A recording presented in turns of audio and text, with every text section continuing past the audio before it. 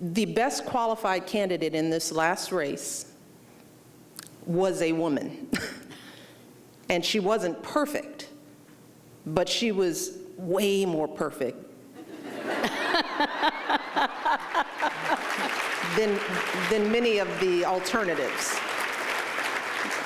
So I think you can imagine, Michelle, in this area, we have Wellesley College right next door, and and we have been a women's college since our beginnings, and very much respect that tradition. And I think we really have a hard time understanding how it really didn't come down to who was the best qualified, and if it is indeed gender, how is it that the United States can't elect a woman when many other developed nations have elected women? So the whole business of gender equity, which we've talked about almost all day long today at this conference, is really compelling, because we can't have it again. We can't have another shot and not get it again. Yeah. So that's going to shift me to a little bit different question. When you made your speech at the last event before the election, when Hillary made her final speech, and then when Oprah made her speech at the Golden Globes, everybody in the country was saying, Oprah for president, Michelle for president, but neither of you seem inclined. Yeah, no, we're not. Because here's the thing, we have since.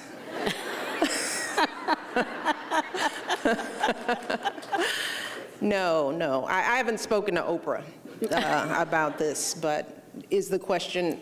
The question is, no, I mean, I understand that. I understand that.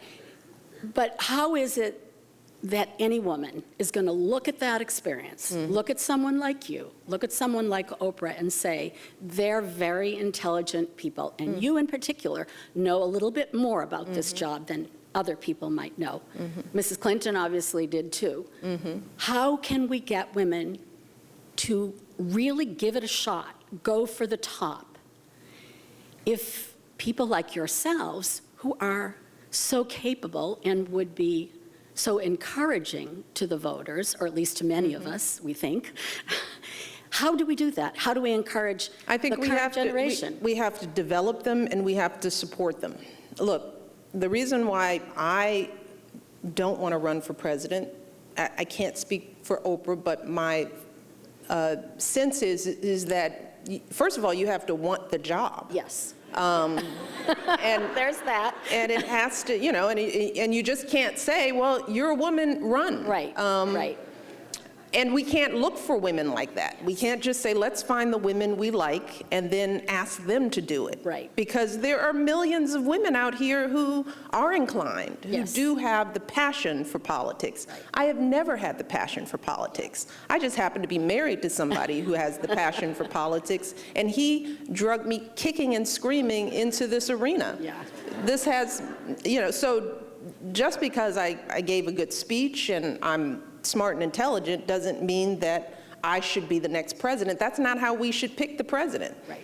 That's been our problem. We're very short-sighted about how we think about selecting the commander-in-chief. And over the course of the last campaign, I gave people some indications. I tried to give people some hints about what we should be looking for.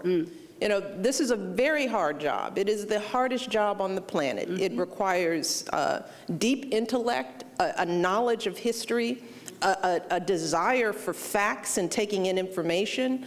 The person, you know, and I'm not making a joke, I'm just saying that this, I said this on the campaign trail. I was like, look, I've been in the White House for 8 years. I have watched the job. Hillary has watched the job. What we don't do is ask the other folks who've done it. People didn't take my advice. You gotta read a lot. I said one thing is that you can't just say you're gonna pick the best advisors, because every advisor is gonna give the president 5 different opinions. And for the hardest problems that come to the president's desk, the president has to sort through 5, 6, 7 different opinions, all the gray. And then they have to bring their knowledge to bear to make the decision about which of these 5 gray answers will take us to the next step. You have to be analytical. You have to be smarter than your advisors in order to do that. So, you know, those are the women that we need to seek out, not just the women who have passion and move us and make us feel good. That's what we look for. You know, this notion that we want our president to make us feel a certain way is important, yes. But it is more important that they understand the issues, not just in this country, but around the world. The commander-in-chief is looked to by every international leader. Everyone. At least that was the case with my husband. And again, I am not making a joke. I'm just, I'm really trying to impart information as people sort of sort through who they want. You know, forget party, truly. That's what gets us in trouble. You know, we focus on R's and D's, and we don't look deeply into the competency and the abilities of people. We pick our favorites. So, short answer to your question is that first we have to cultivate young women as leaders. We have to find them, and because getting into the political arena is complicated, which is why you see Bush, Clinton, and people want Obama, you know, because it's hard to make your way into that circle. So how do we start finding young women out there who have the passion, the skill, the ability, and help them figure out how do you build an organization? You know, how do you fundraise? How do you identify key strategic people to help you in a campaign? How do you raise money? How do you build, again, an organization? How do you think strategically about winning a race? There's a lot of leadership development that we need to do, and we need to see more women in the State House, in Congress, in the governor's houses. So you have to start building that pool from the bottom. And then we have to support them through it. I mean, then it means that we've got to be willing, when we do find qualified people, to vote for them. And we didn't do that in this election. So I think people should be less disheartened by the fact that me and Oprah don't want to run, and more disheartened by the fact that Hillary Clinton, probably the most qualified person to ever seek the office of presidency, of the presidency, lost. She lost.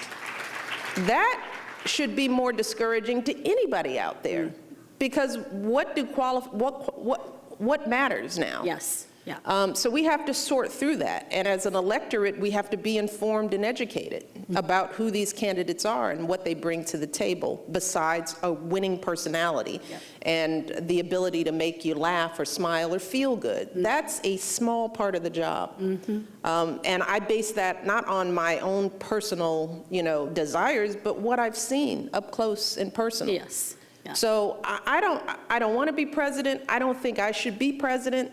I think I can do a lot of things, but that's not one of them. That's not one of them. And we have to find women who understand their gifts and know where to put them to use. I know what I'm good at, and I think Oprah said this too. She knows what she's good at. And I think we have to do more to support young women to find out what their strengths are. And we will find a huge percent of them will be strong in politics, in policy, in strategy, in coordination, in organization, and we should develop those people to be the leaders that we want to run.